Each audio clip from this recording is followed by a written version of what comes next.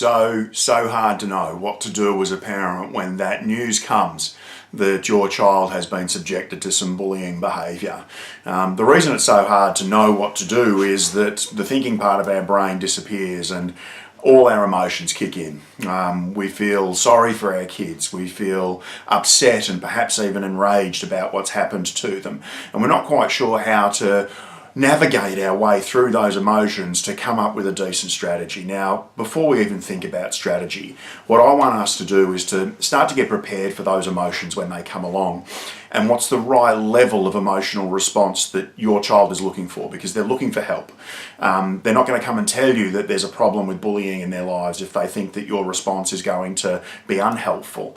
So what they want to do is to have you position yourself as the great helper, as the person who's perfectly placed to be able to do that wonderful helping that's necessary. Now, we can turn them off very quickly by being either overwhelmed or underwhelmed by the situation.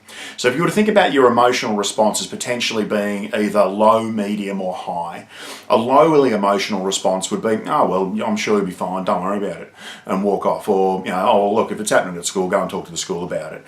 And we try to stay almost too calm. We're too super cool about it. We're too, she'll be right about the whole situation. And our kids don't think that we're actually willing to step into that space of helping them, because our emotions indicate that we kind of couldn't care less.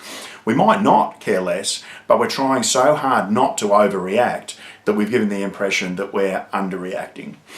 On the other side of the scale is to completely lose the plot and overreact, or act with extreme overwhelm. So what we do in that situation is, oh my goodness, I can't believe this is going on. This is absolutely terrible. Reminds me of what happened to me when I was a kid. And we make it all about us and our emotional reaction. Now, the truth is that when our kids come to speak to us about bullying presenting in their lives, they're highly emotional. What they need is for us to be a little less emotional than they are.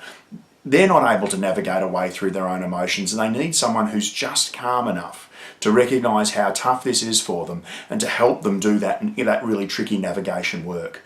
So what we want to do is to, instead of act on the low end and instead of act on the high end, is to position our emotional reaction in the middle.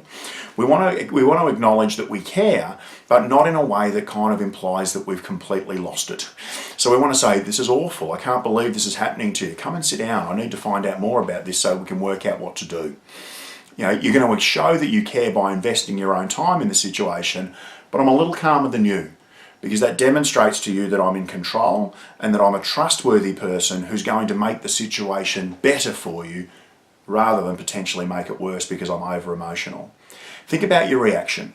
Hugely important. Before we even think about what the right strategy is to do, is to think about our reaction and whether it's an overreaction or an underreaction. Can we get it just right in the middle?